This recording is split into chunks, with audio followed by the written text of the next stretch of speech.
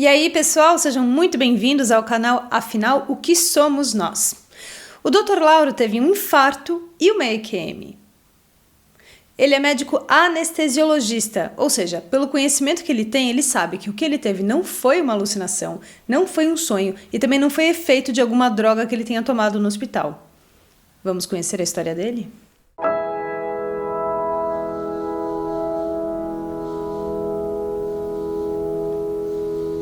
Boa noite, Dr. Lauro. Nós estamos aqui hoje, eu tenho o prazer de ouvir a sua história sobre a EQM que o senhor apresentou. Eu gostaria que você se apresentasse, dissesse onde trabalha, quais são o seu posicionamento diante do hospital. Eu, de formação, sou anestesiologista, trabalho no hospital há 34 anos e sou responsável médico pelo centro cirúrgico. Eu tenho uma história cardíaca importante, né? A minha família inteira tem problema cardíaco de insuficiência coronariana. Meu pai é revascularizado, a minha mãe é revascularizada. Eu tenho alguns tios do Japão revascularizados, então eu tenho um antecedente forte de problema cardíaco. E atualmente eu tenho 9 stents, passei por 2 episódios, 2 infartos. E tive há 11 anos atrás, tive um episódio grave de trombose das coronárias, da DA e da direita, da DA e da coronária direita. Isso num restaurante. Eu acho que hoje eu estou aqui contando essa história, porque na verdade eu sou médico, né, e ficava muito preocupado com a minha posição, meu problema cardíaco. Então, e como fiz muitas anestesias para cirurgia cardíaca, trabalhei com o Sérgio Almeida de Oliveira, né, fiz muita anestesia em cirurgia cardíaca por muitos anos. Então tenho uma formação de anestesiologista para cirurgia cardíaca. E quando eu tive esse episódio, por exemplo, desse infarto, eu automaticamente liguei para o meu cardiologista, meu Dr. Mangione, que é o meu hemodinamicista. Um amigo pessoal, trabalhamos por muito tempo juntos. E nesse dia, num sábado de madrugada, 1h da manhã, quando eu tive o episódio num restaurante, eu já liguei para o Mangione. Você fez o diagnóstico, ali mesmo? Acabei fazendo um diagnóstico de insuficiência coronariana. Falei, Mangione, infartei de novo e eu acho que eu vou morrer dessa vez. Ele falou, onde você está? Eu estou perto do Hospital Santa Paula. Então vai para o Hospital Santa Paula que eu já vou preparar a hemodinâmica. Cheguei praticamente junto com o Dr. Mangione no Hospital Santa Paula. Fiz um eletro, olhei uma enzima e constatou realmente que eu tinha uma área grande de infarto. E aí foi quando foi feito o diagnóstico das tromboses das duas coronárias, direita e DA. No cateterismo, eu tive uma fibrilação atrial. Mas o interessante dessa fibrilação, eu percebi o seguinte, porque eu estava muito ansioso e eu estava olhando o meu filme, eu queria ver o filme na televisão. E nesse momento, de repente sumiu a televisão. E eu entrei numa sala, parecia uma sala, eu estava numa sala com muito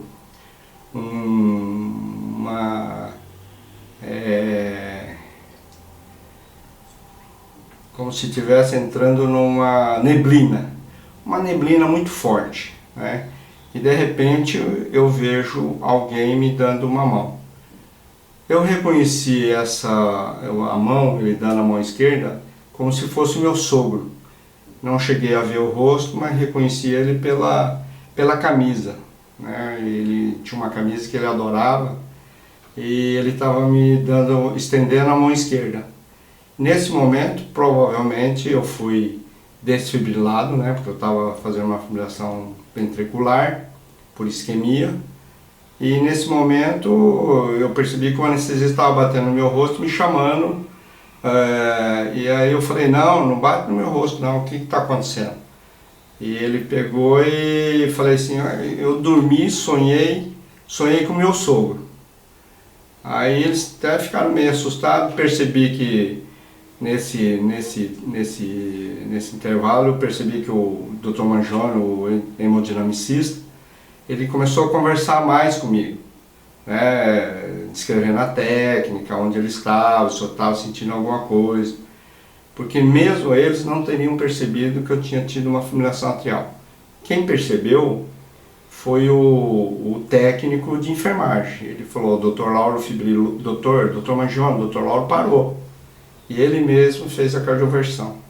Uma coisa interessante que eu percebi nessa história é o seguinte, que a gente, às vezes a gente tem uma parada cardíaca, mas o cérebro continua funcionando, né? Eu preocupado com o meu cateterismo, vai raciocinando. E de repente acordo, percebo que estou num outro espaço. Até olhei no relógio e falei: nossa, doutor Mangione, vocês demoraram muito esse cateterismo. Falou: não, a gente já está terminando. Então, nesse intervalo, nesse tempo, eu acho que a gente dá uma apagada, mas o interessante de tudo isso é que nós continuamos raciocinando. E às vezes a gente percebe que a gente nem percebe que morreu, eu acho.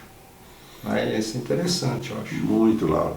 Lauro, é gozado porque você disse que ao despertar, você chegou a verbalizar que talvez tivesse apresentado um sonho, né? Levando em conta que isso é uma experiência de quase morte, como ela é descrita, em geral as pessoas, quando você pergunta, você não acha que isso foi um sonho que você teve? Eles são muito veementes em afirmar que não é verdade, é muito diferente do sonho, é mais vívido.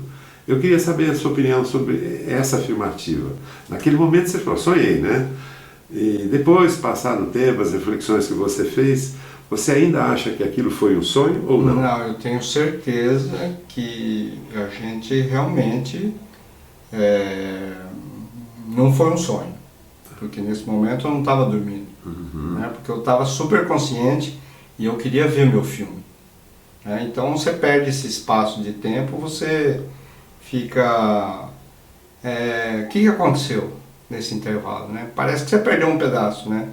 Daquele momento da sala, daqueles movimentos. Você saiu daquela sala e foi para a neblina. É a sensação que você saiu dali e foi para outro lugar. E a sensação que você tinha de estar ali? Você era prazerosa? Você estava calmo, tranquilo?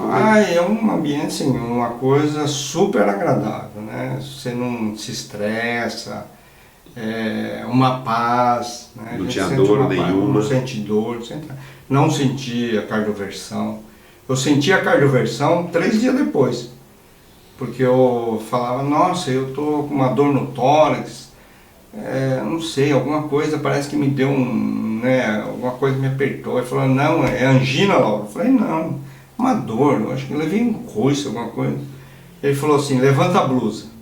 Quando ele levantaram a blusa, eu vi 2 queimaduras, porque naquele momento da cardioversão não tinha pasta e eles acabaram cardiovertendo sem a pasta.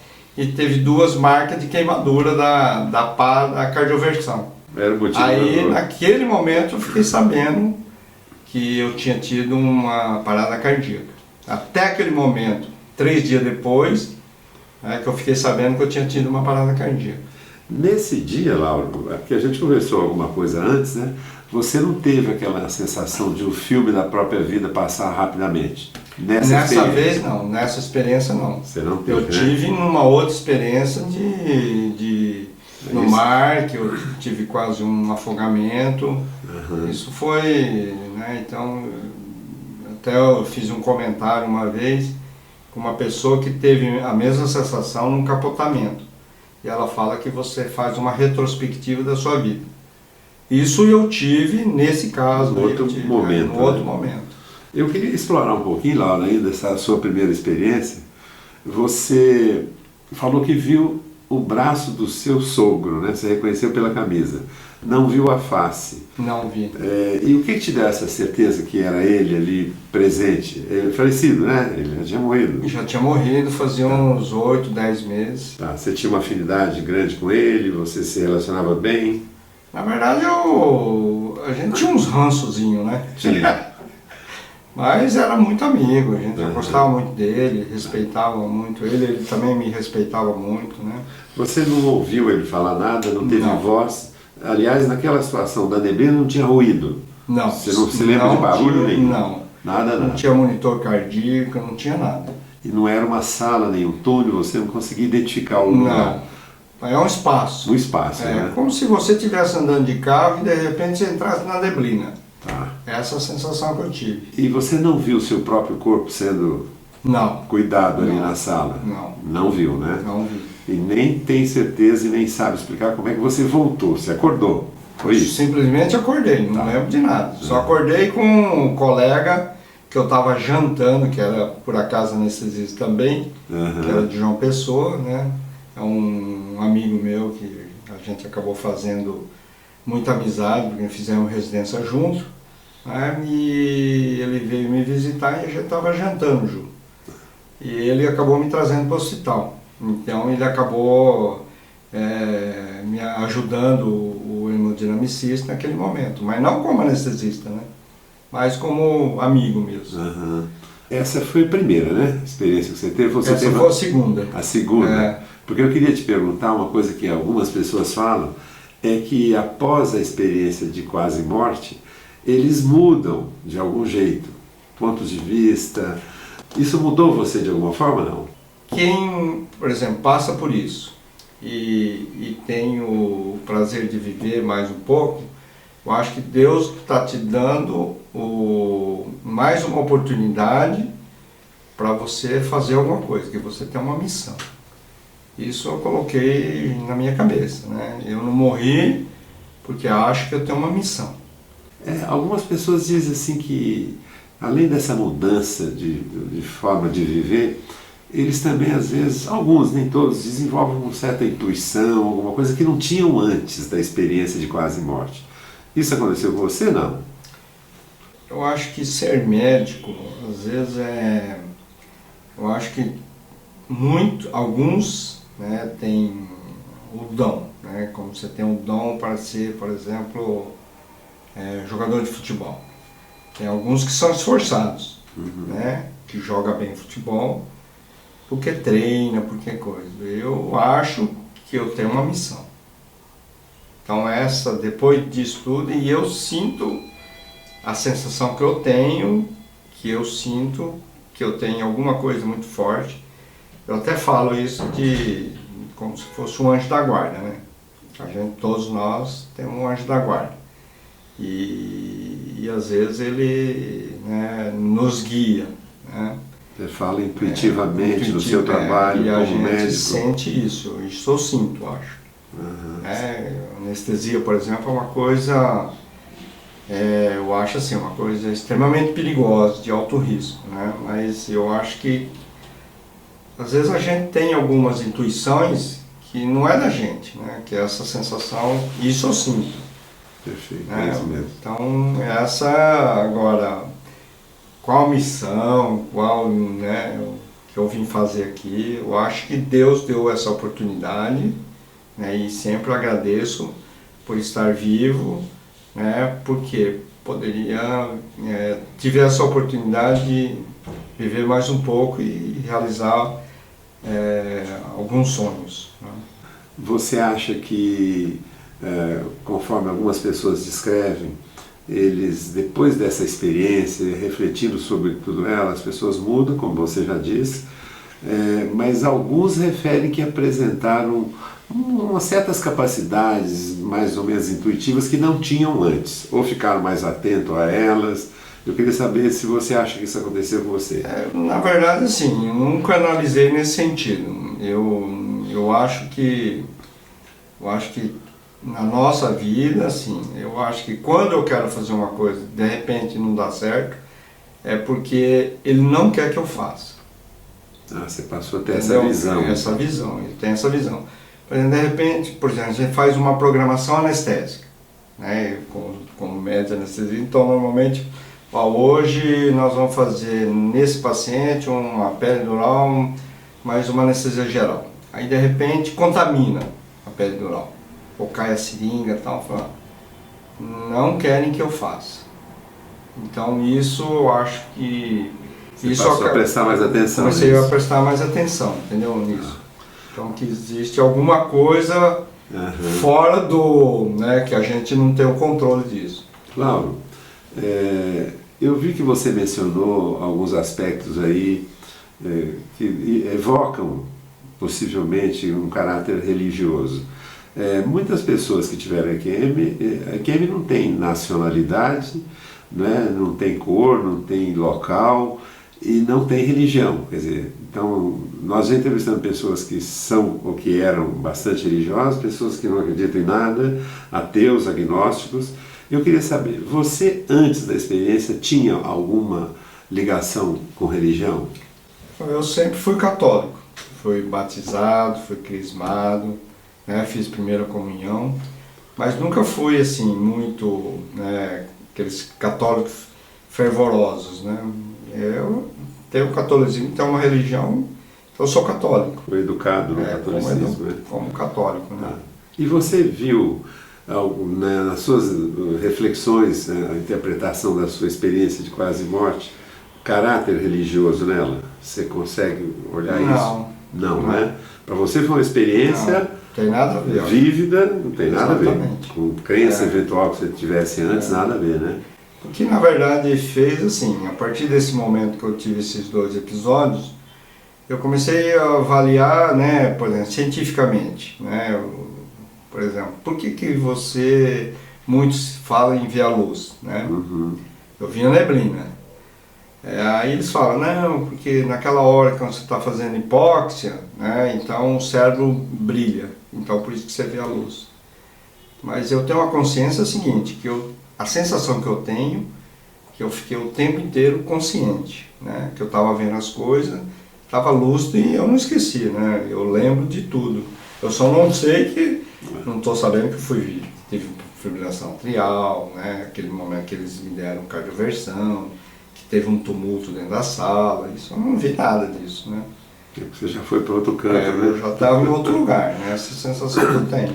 Laura, você como médico e anestesista, eu vou ficar um pouco mais à vontade para discutir com você um pouquinho sobre a questão do que você levantou aí, do ponto de vista médico, né? A primeira reação sua foi tentar entender do ponto de vista médico.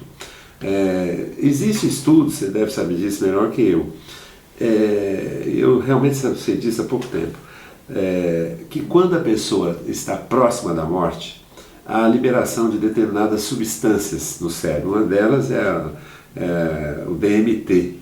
Esse DMT, dimetiltriptamina, parece não, tem trabalhos publicados experimentalmente em laboratório, que quando você injeta o DMT tem uma vida muito curta. É fabricado na pineal, parece que no pulmão, até no globo ocular, e nos pulmões. O DMT aumenta muito quando a pessoa está em experiência quase morte. O DMT é uma droga alucinógena, né? Segundo os trabalhos, ela é mais poderosa do que o próprio LSD.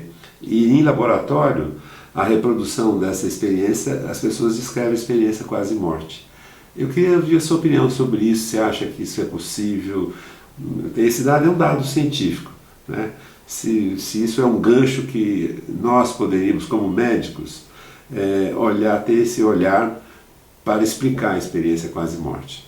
A oxigenação, que você mencionou, que também os médicos em geral, que não estão muito afeitos a esse assunto, costumam dizer isso, né? A hipóxia. Mas a hipóxia está descartada, porque tem muita pessoa que tem experiência quase-morte, não tem nada a ver com hipóxia, não é falta de oxigênio, nem excesso de gás carbônico, CO2, que também já foi aventado. Mas essa substância me intriga muito.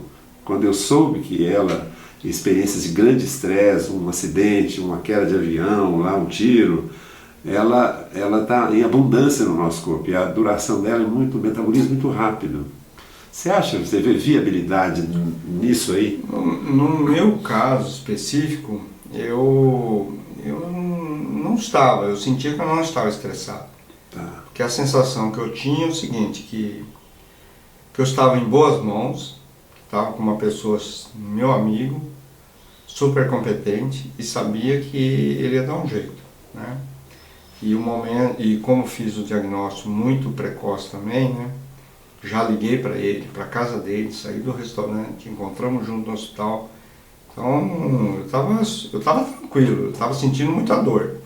E só estava com dor, mas estava super tranquilo. Não sei se isso teria tido alguma influência. No seu metabolismo, uma coisa que eu até falei para o Mangione, falei para o anestesista, falei, ó, eu quero tomar um fentanil.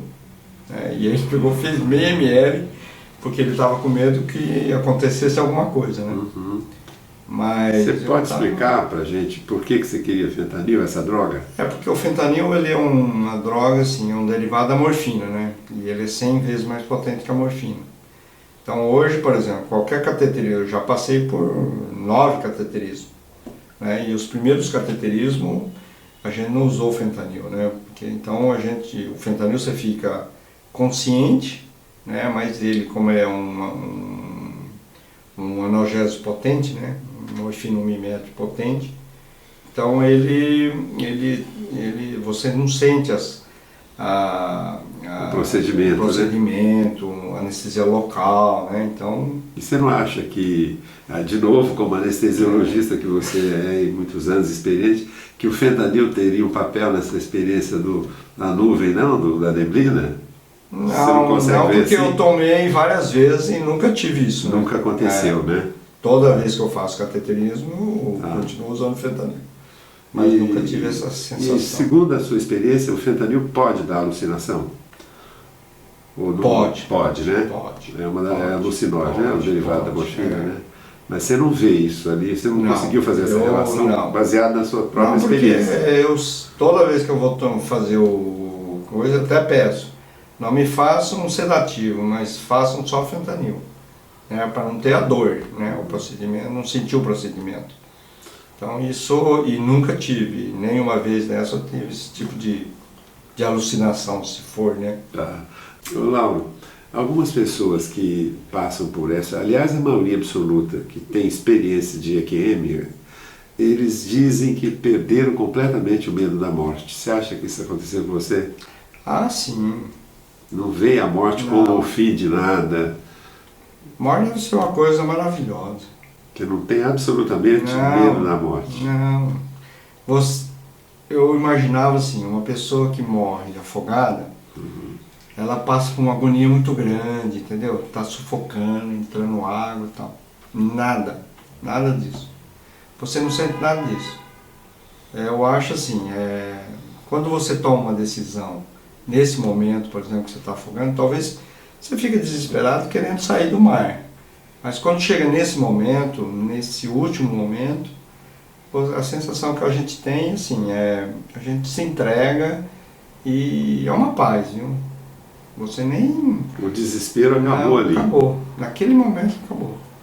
E você se entrega, assim, mesma coisa no momento lá, por exemplo, do cateterismo, que eu tive a fibrilação ventricular e tal, não.